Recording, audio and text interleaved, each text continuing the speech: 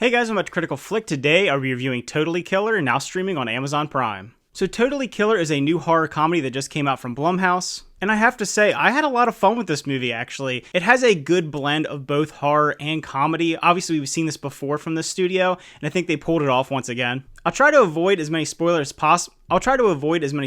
possible. In this review, but if you don't want any, I'd recommend checking out this movie first before you come back here. This movie follows a girl named Jamie, who's played by Kiernan Shipka, and she's accidentally sent back in time to the 80s during the peak of a slasher killer's reign. And she has to work with her knowledge of the future to try to stop this killer to help her mother back in the 80s. I have to say, that's where this movie really works when it comes to the comedy, is having this modern day person being sent back to the 80s and kind of the juxtaposition of society and how it works. There's so many funny situational moments of her not understanding how things work back then and why people are acting the way they do, because they don't have access to kind of the information we have now, and they don't treat the world as dangerous as we do currently. And I think that Shipka gives a really good performance, both as a comedic actor and as someone who's going through a horror movie. I like the fact that she's able to kind of take this kind of infectious, almost like quirkiness to her character and use it to make you as the audience really root for her. In many ways, this movie feels like a blend of Back to the Future with kind of slasher films. And in that being said, it totally knows what it is. It's totally self-aware of kind of the ridiculous nature of the film. It even makes fun of itself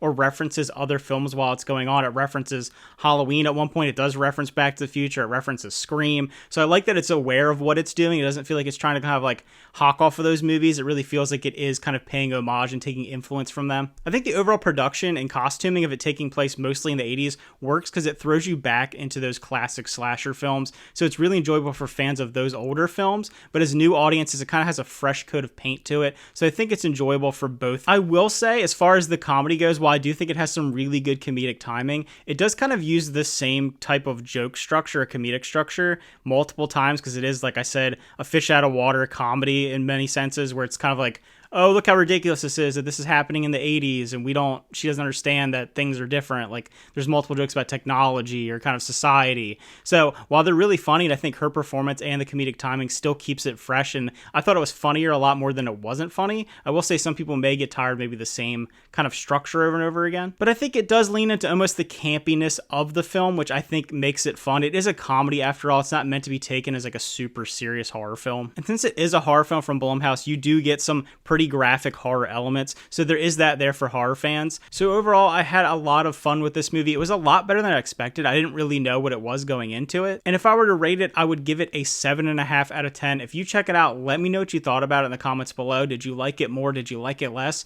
And also, what's your favorite kind of slasher horror movie? I feel like we've had so many that have come out in the past. We've kind of had a little bit of a resurgence recently, which I enjoy. So let me know what your favorites are below. Thanks for watching. Remember to like and subscribe, and see you guys next time.